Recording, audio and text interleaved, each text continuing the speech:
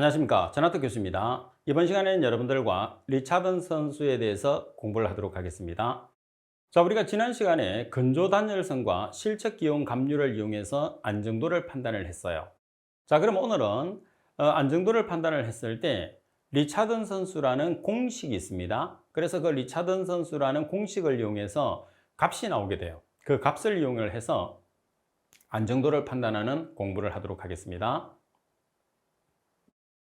자, 먼저 여러분들 교재를 보시게 되면 리차든 선수의 특징이 나와 있고 그 다음 페이지에 보시면 계산식이 나와 있는데 계산식을 먼저 하기 전에 이론적인 내용을 하고 계산 문제를 하도록 하겠습니다.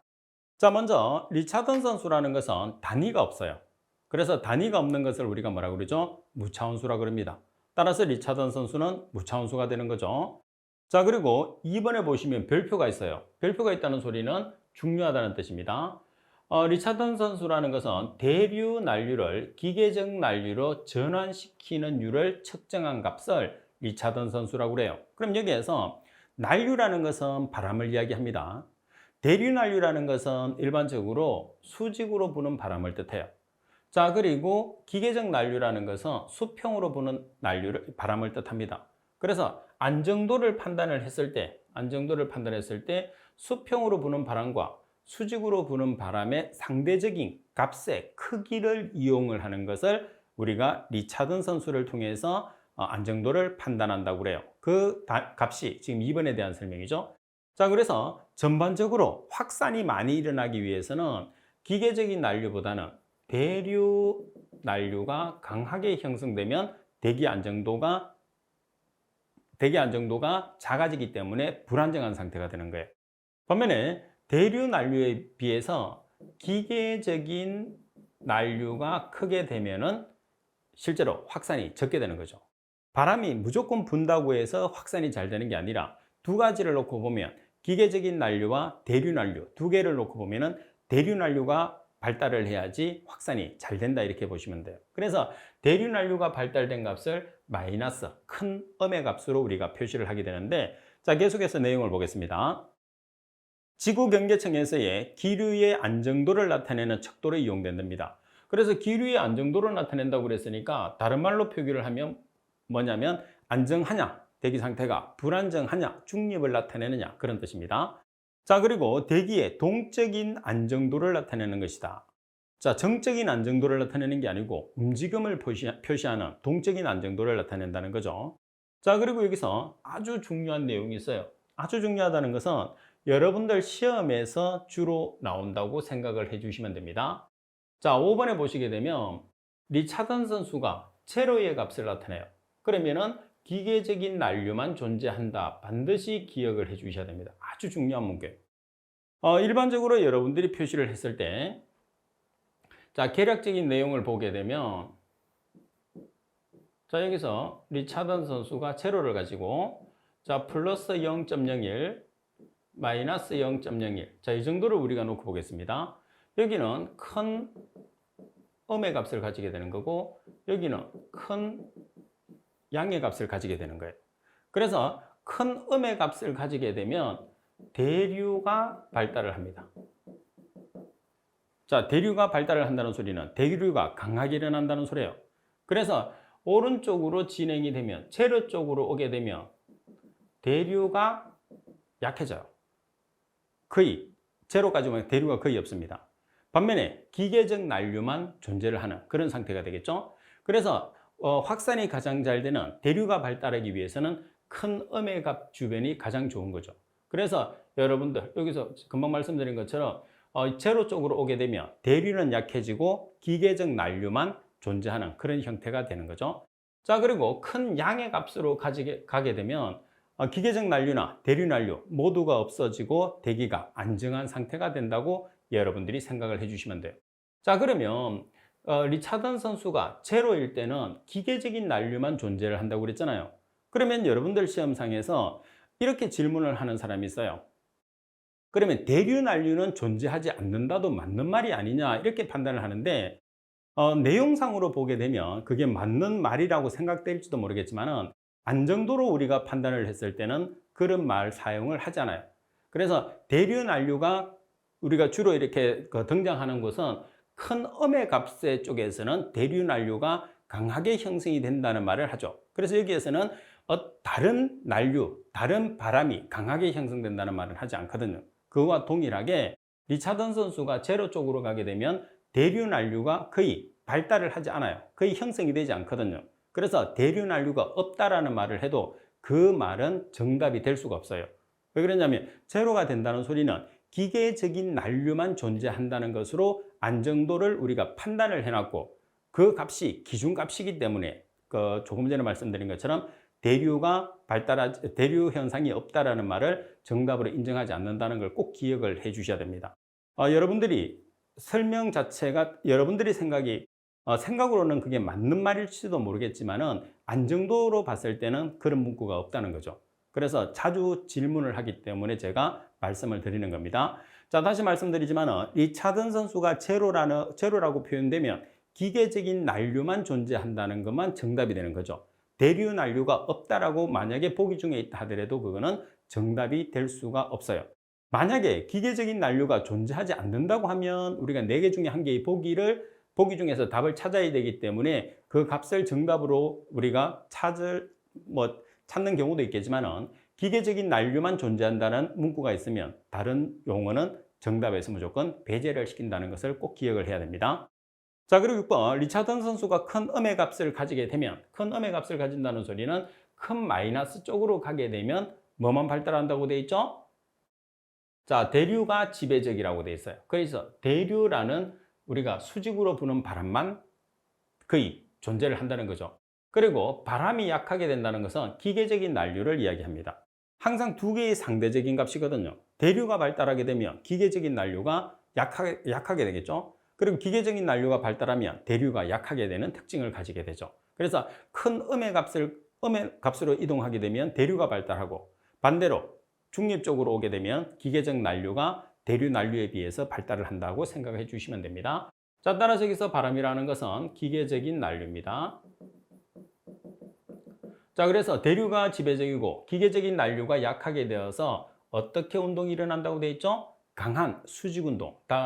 다시 말해서 위쪽으로 수직으로 확산이 잘 일어난다. 이렇게 보는 거죠. 그래서 6번은 상당히 중요한 내용입니다. 자, 그리고 7번에 보면 기계적인 난류와 대류 난류 중에서 어느 것이 지배적인가를 리차던 선수를 근거로 추정할 수 있다고 되어 있어요. 말씀드린 것처럼 큰 음의 값을 가지게 되면 대류 난류가 지배적이고 그리고 중립적으로 리차던 선수가 제로 쪽으로 이동하게 되면 대류에 비해서 기계적인 난류가 지배적이다. 이렇게 판단할 수 있는 거죠. 자, 그리고 8번에 보면 0.25보다 크게 되면 수직 혼합은 없어지고 수평상의 소용돌이만 남게 된다고 그랬어요. 자, 0.25보다 크다는 소리는 여기에 범위에 들어가겠죠. 그래서 여기에 범위에 들어가니까 대류 현상이라는 것은 아예 없는 조건이 되는 거죠. 자, 그리고 9번에 보시면 리차던 선수를 구하기 위해서는 두청, 보통 지표에서 수미터나 10m 내외의 고도를 이야기합니다. 자, 측정을 해야 되는 게 있어요. 그러면 리차던 선수의 안정도를 나타냈을 때 가장 중요한 것은 바람과 온도입니다. 자, 우리가 바람을 풍속이라고 하죠. 바람의 속도를. 그래서 풍속과 기온을 측정하는 것이 가장 중요해요. 그래서 기온과 풍속이 나옵니다. 기온과 풍속을 동시에 측정해야 하며 특히 정확하게 가장 중요한 것은 뭐냐면 안정도를 판단하는 거기 때문에 바람의 속도에 풍속이 되는 거거든요. 그래서 풍속 측정이 중요하다. 자, 여기서는 풍속과 기온이 바뀌어도 됩니다. 근데 여기에서는 반드시 풍속이 들어가야 되죠. 자, 그리고 이 값은 풍속 차의 제곱에 반비례한다는 것을 꼭 기억을 해 주셔야 됩니다. 따라서 9번 같은 경우에서는 지금 있는 갈로가 그대로 공백으로 비워져서 갈로 안에 들어가는 문구로 바르게 된 것을 찾으시오. 이렇게 문제가 나오게 됩니다. 자, 그리고 10번에 보면 마이너스 0.03에서 리차던 선수가 0.03보다는 크고 0보다 작다고 되어 있어요. 그러면 거의 어디에 들어가는 거죠? 지금 이 구간에 들어가는 거예요. 자, 이 구간에 들어가는 조건에서는 기계적인 난류와 대류 난류가 있어요. 그러면 기계적인 난류와 대류 난류가 있는데 이 조건에 들어오면 두 개 중에서 어느 쪽이 지배적일까요? 큰 놈의 값이 아니기 때문에 대류 난류는 거의 사그라들었어요. 그래서 대류 난류는 약해지고 기계적인 난류가 상대적으로 커지겠죠. 그래서 혼합, 바람을 불게 하는 요소에서는 대류 난류보다는 기계적 난류에 의해서 일어난다는 거죠. 자, 따라서 내용상에서 보시게 되면 자, 여기서는 기계적인 난류가 혼합을 주로 지배한다 이렇게 볼 수가 있는 거예요. 그래서 값에 따라서 대류 난류가 지배적이냐, 기계적 난류가 지배적이냐는 것은 리차던 선수의 숫자를 보고 판단을 해 주셔야 됩니다. 자, 그리고 리차던 선수가 제로보다는 크고 0.25보다는 작아요. 그러면 어디에 들어가느냐 하면 여기에 들어가는 값이에요. 그죠? 자, 여기에 들어가게 되면 성청에 의해서 약화된 기계적 난류만 존재합니다. 그래서 대류 난류는 아예 없어요. 대류 난류는 없고 제로가 지났기 때문에 기계적인 난류도 아주 작은 기계적인 난류만 존재를 한다는 거죠. 그래서 약화된 기계적 난류라는 것은 바람이 아주 약한 기계적인 난류가 된다는 뜻이에요. 자, 그리고 리차던 선수가 마이너스 0.04보다 작으면 대류에 의한 혼합이 기계적인 혼합을 지배한다고 그랬어요. 그래서 리차던 선수가 마이너스 0.04보다 작다는 소리는 큰 음의 값을 나타낸다는 뜻이거든요. 이 범위를 나타내기 때문에. 그래서 큰 음의 값을 나타내게 되면 기계적인 난류에 비해서 대류 난류가 지배적으로 나타난다. 이렇게 볼 수 있는 거죠. 그래서 지금 여러분들이 지금 나타내고 있는 이 값 자체들은 지금 여기서 있는 이 값들은 외워서 표현을 하는 게 아니라 지금 계략적인 숫자를 이용을 해서 기계적인 난류가 지배적이냐 아니면 대류 난류가 지배적이냐를 판단하는 거예요. 그래서 한 번 더 설명을 드리면 큰 음의 값을 가지게 되면 기계적인 난류에 비해서 대류 난류가 지배적입니다. 지배적이라는 것은 강하게 형성된다는 거죠. 자, 그리고 리차던 선수가 제로 쪽으로 오게 되면 대류 난류가 약해지고 기계적인 난류가 발달이 돼요. 그리고 플러스 구간으로 들어가게 되면 그나마 기계적인 난류도 약화된다는 게 가장 큰 특징이다. 이렇게 여러분들이 살펴보시면 됩니다. 자, 문제 3번을 보도록 할게요. 리차던 선수에 관한 설명으로 옳지 않은 것은 제로인 경우에서는 기계적 난류만 존재한다. 맞습니다. 리차던 선수가 제로면 기계적 난류만 존재하죠. 그리고 무차원수로서 근본적으로 대류 난류를 기계적 난류로 전환시키는 율을 측정한 것이다. 그리고 답은 큰 음의 값을 가지면 대류가 지배적이어서 바람이 약하게 분다. 여기서 대류라는 것은 대류 난류를 뜻하죠. 그리고 바람이라는 것은 기계적인 난류를 뜻해요. 자, 따라서 큰 음의 값을 가지게 되면 기계적인 난류에 비해서 대류 난류가 지배적이기 때문에 수직으로 확산이 잘 된다고 표현하시면 됩니다. 그리고 답은 0.25보다 크게 되면 수직 혼합만 남는다고 그랬어요. 0.25보다 크다는 것은 플러스 구간을 뜻하잖아요. 그래서 플러스 구간에서는 기계적 난류도 상당히 약하게 되고 지금 0.25보다 크게 되면 큰 양의 값을 가지기 때문에 기계적인 난류나 대류 난류가 존재하지 않는다고 보고 다만 바람이 불고 남은 흔적, 소용돌이만 남게 된다. 그런 뜻으로 표현하시면 돼요. 자, 그런데 라번 같은 경우에서는 수직 혼합만이 남는다고 그랬거든요. 근데 수직으로 일어나는 혼합이라는 것은 대류를 이야기를 해요. 그래서 수직 혼합이 아니라 기계적인 난류의 흔적, 다시 말해서 수평상의 소용돌이만 일어나는 거죠. 수직 혼합은 리차던 선수가 제로가 되면서 그 이전에 벌써 수직 혼합은 완전히 없어진다 이렇게 보시면 됩니다. 따라서 잘못 설명된 것은 라번이 정답이 되는 거죠.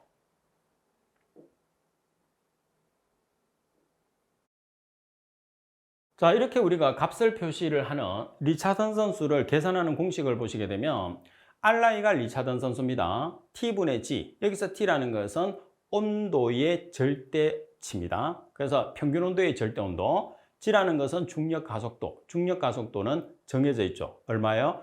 9.8m/s의 제곱으로 정해져 있기 때문에 여러분들은 반드시 암기를 해 주셔야 됩니다. 자, 그리고 델타 T라는 것은 온도차, 그리고 델타 G라는 것은 높이차, 그리고 델타 U는 풍속차, 델타 G는 고도차죠. 따라서 여러분들이 여기에서 값을 하나를 계산을 해 보시게 되면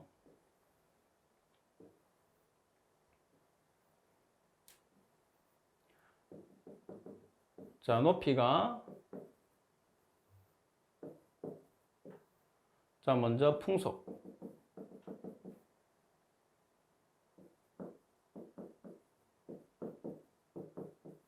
자, 그리고 온도. 1m에서 온도가 뭐 20도씨, 그리고 2m에서 온도가 18도씨라고 우리가 나타냅시다. 자, 여기서 리차던 선수를 한번 표현을 해 보게 되면, 자, 273 K 온도로 우리가 전했을 때 도시 온도 플러스 273이죠. 그러면 우리가 20도하고 18도의 평균 온도는 몇 도가 되는 거죠? 19도. 그리고 9.8m/s의 제곱은 그대로 사용을 합니다. 자, 그리고 델타 T는 고도차 1m가 되는 거죠. 델타 T는 온도차. 온도차는 18에서 20도를 빼줘요. 그러면 8-20도씨 나누기 고도는 2 나누기 1m. 자, 그리고 풍속차는 4-2.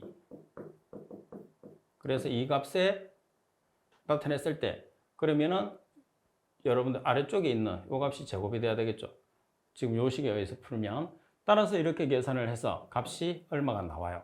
그러면 지금 여기서는 정상적인 상태에서는 고도가 증가하면서 온도가 낮아지겠죠. 그래서 마이너스 값이 나오게 되고 이 값에 따라서 안정도를 판단을 해 주시면 됩니다.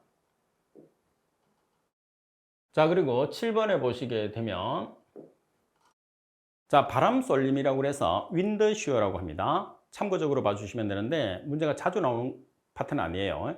바람 쏠림이 가장 현저한 고도는 0에서 40m 사이입니다.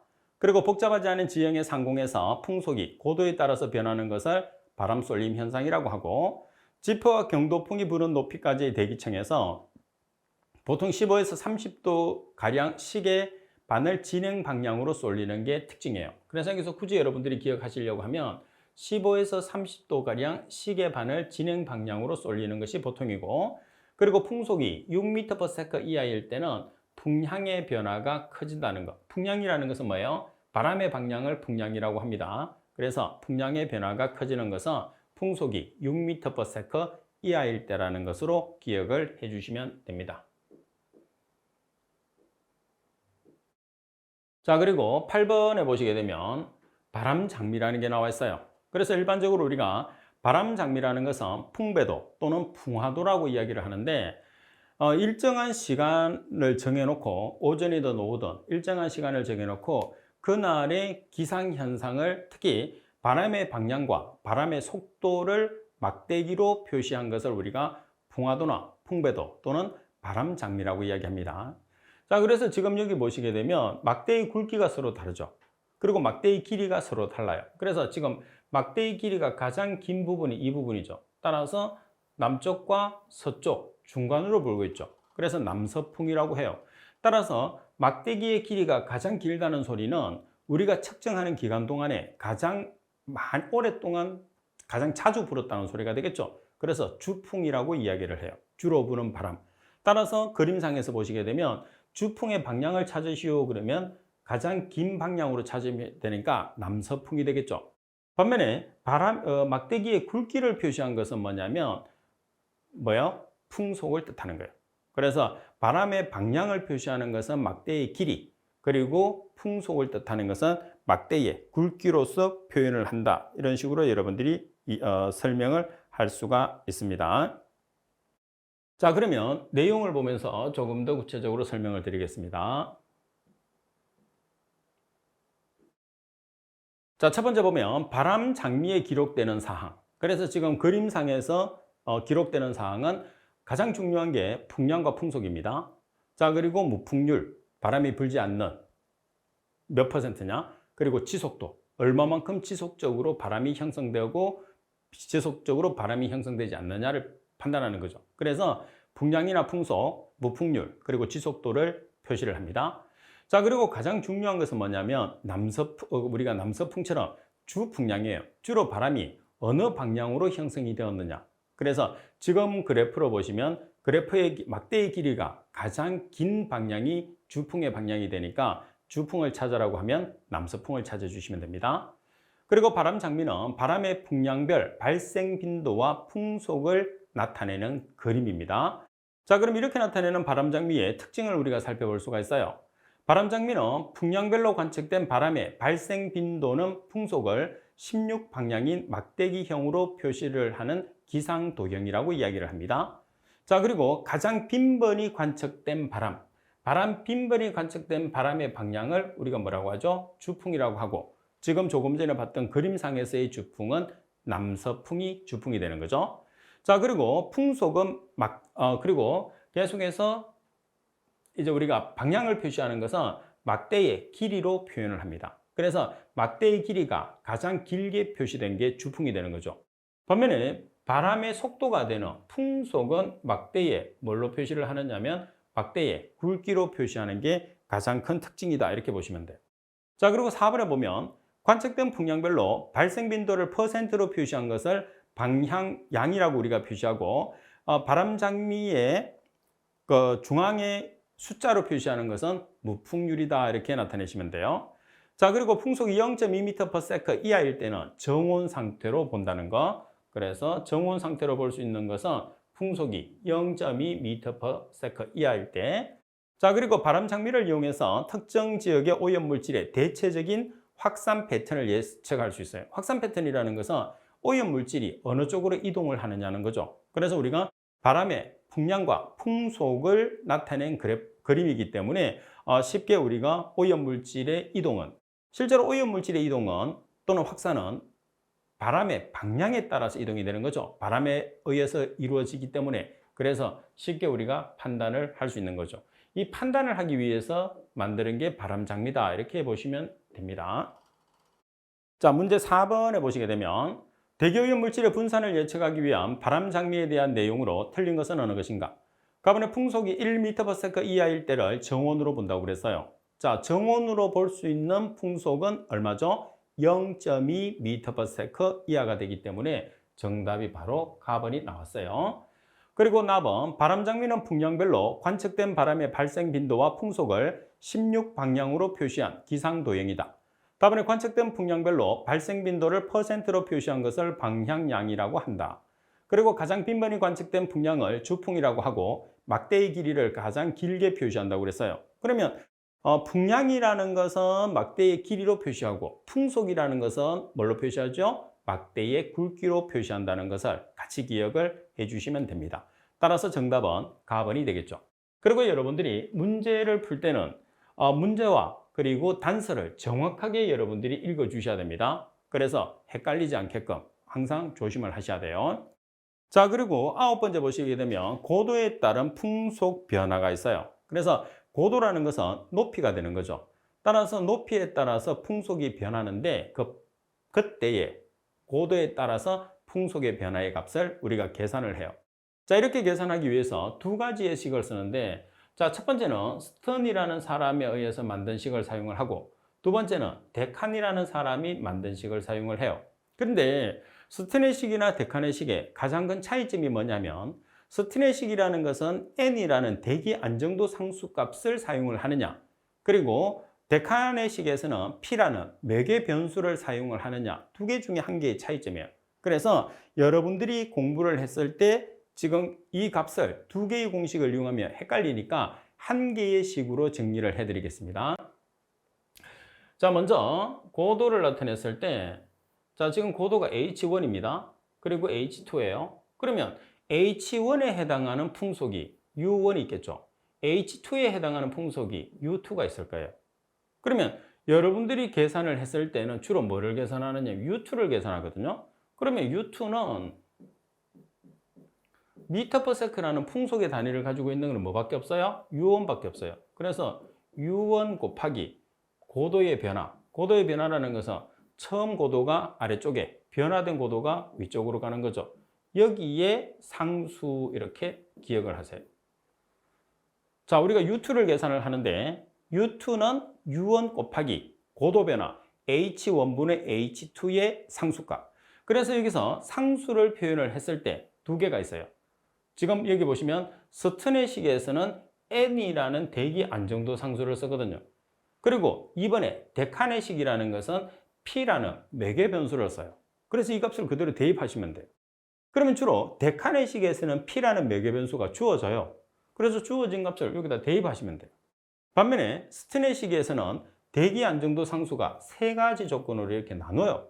그래서 일단 여러분들이 암기를 하셔야 돼요. 자, 먼저 매우 안정이라 그러면 0.5, 불안정이나 중립은 0.25, 매우 불안정은 0.2 이렇게 단서가 주어지면 그 단서에 맞는 안정도 상수값을 여기다가 대입을 하시면 됩니다. 그래서 스턴과 데카네식의 가장 큰 차이점이에요. 자, 그리고 요즘은 이 조건 자체가 특히 중립이나 불안정한 조건이 0.25에서 보통 0.3 사이로 좀 왔다 갔다 해요, 이 값이. 우리가 학계의 학설에 따라서. 그래서 오류를 우리가 줄이기 위해서 문제 조건에서 대기 안정도 우리가 고도에 따른 풍속의 변화를 계산했을 때 스테네식을 이용을 하든 데카네식을 이용하든 안정도 상수값이 주어지는 게 요즘은 보통이에요. 그렇지만 혹시 모르니까 스테네식에서는 여러분들이 대기 안정도 상수값을 매우 안정은 0.5, 불안정이나 중립은 0.25, 매우 불안정이다 하면 0.2라는 값을 일단 암기를 해두고 만약에 안 주어지면 이 값을 사용하시면 되고 주어지면 주어진 값을 사용하시면 되잖아요. 그죠? 그래서 이렇게 식을 한 개의 식으로 정리를 해서 스테네식과 데카네식에서 같이 사용을 해서 답을 맞추시면 됩니다. 자, 그러면 문제를 한번 보겠습니다. 지상 10m에서의 풍속이 2m/s, 그리고 100m에서의 풍속을 계산하시오 되어 있죠. 그리고 데카네식을 활용을 하고 풍속 지수가 0.5로 주어졌어요. 그러면 자, 여기서 보세요. 지금 여러분들이 값으로 표시하게 되면 H1이 지금 10m예요. 자, 그리고 H2가 100m예요. 그리고 H1에 해당하는 풍속이 U1이죠. 2m/s예요. 자, 그리고 U2를 계산을 하라고 해요. 그러면 식을 나타냈을 때, 자, 이렇게 나타낼 수 있죠. U2는 풍속이 나와야 되니까 U1, 풍속이 하나밖에 없어요. U1 곱하기 H1분의 H2의 상수값. 자, 그리고 지금 상수는 얼마로 주어졌어요? 0.5로 주어졌어요. 자, 그래서 2m/s, 자, 2m/s 곱하기 고도 변화 10m분의 100m의 안정도 0.5 성을 해서 계산기로 계산을 하시면 6.32m/s라는 값이 나오게 되는 거죠. 그래서 여러분들이 값을 계산했을 때 정확하게 값을 계산을 해 주셔야 돼요. 정확하게 값을 계산해 주셔야 되는데 지금 제가 설명드렸던 우리가 고도에 따른 풍속의 변화만 계산하기 위해서는 대부분의 상수값이 지금처럼 주어지기 때문에 여러분들이 뭐 매우 불안정이다, 안정, 중립, 매우 안정 이런 조건을 이용해서 안정도 상수를 굳이 암기를 하지 않아도 이 문제는 맞출 수 있어요. 그렇지만은 조금 더 뒤쪽으로 가시게 되면 우리가 다른 조건을 이용을 해서 문제를 계산하는 게 있거든요. 그래서 그 조건에서는 안정도 상수값이 주어지지 않는 경우가 많아요. 안정도의 조건이 주어지고 안정도 상수값이 주어지지 않기 때문에 지금 주어지고 있는 이 값을 지금 매우 안정한 조건은 0.5, 그리고 중립이나 불안정은 0.25, 매우 불안정은 0.2라는 대기 안정도 상수는 여러분들이 실기까지 공부를 해야 되기 때문에 반드시 암기를 해놓고 준비를 하시는 것이 중요하다 이렇게 보시면 됩니다. 자, 그리고 지금 우리가 지금 보고 있는 고도에 따른 안정도의 변화 같은 경우에서는 여러분들 시험에서 아주 출제 빈도가 높아요. 그래서 대기에서 계산하는 문제에서 뭐 10손가락 안에 들 정도로 상당히 중요한 내용이니까 반드시 암기를 할 수 있도록 하십시오. 자, 그리고 여러분들이 공부를 하시면서 제가 지금 설명드리는 내용들은 자격증을 합격하기 위해서 기본적으로 수업을 하는 거죠. 그리고 여러분들도 자격증을 합격하기 위해서 공부를 해야 돼요. 그렇게 되면 수업 중간중간에 제가 설명드리는 것처럼 이론을 완벽하게 다 소화를 할 수는 없어요. 그래서 그 이론 중에서도 별표가 치여져 있는 부분이 있습니다. 제가 언급을 하지 않고 넘어가더라도 별표가 되어 있는 부분들은 반드시 공부를 해서 이해를 하고 숙지를 하고, 그리고 제가 설명을 안 한다든지 그리고 이 내용은 넘어가도 됩니다고 하면 한 번 정도로만 읽어보고 넘어가시면 돼요. 그런 부분들은 오답이 될 수 있는 확률이 그만큼 떨어지기 때문입니다. 그리고 중요한 이론이라고 하면 자주 출제되는 것도 중요하겠지만 그 내용 중에서 오답이 될 수 있는 내용이 중요한 거죠. 왜? 우리가 답을 찾아내기 위해서는 어떤 내용이 오답이 되는지를 알면 알수록 그만큼 시험 문제 풀이가 쉬워진다는 소리가 되니까. 그래서 그런 내용들을 위주로 해서 제가 설명드리고 있으니까 여러분들도 반드시 그 내용 위주로 공부를 하시고, 그리고 수업을 한 번 듣고는 여러분들이 바로바로 답을 찾기가 힘들 수도 있어요. 그래서 수업을 듣고 나면 반드시 복습을 해야 됩니다. 우리가 인강을 볼 때는 예습보다는 복습이 중요해요. 그래서 여러분들 수업 듣고 복습하고 수업 듣고 복습하고 그래서 반복적인 수업을 통해서 합격을 한다는 생각으로 공부를 해주시면 됩니다. 자, 오늘 수업은 이것으로 마치도록 하겠습니다. 수고하셨습니다.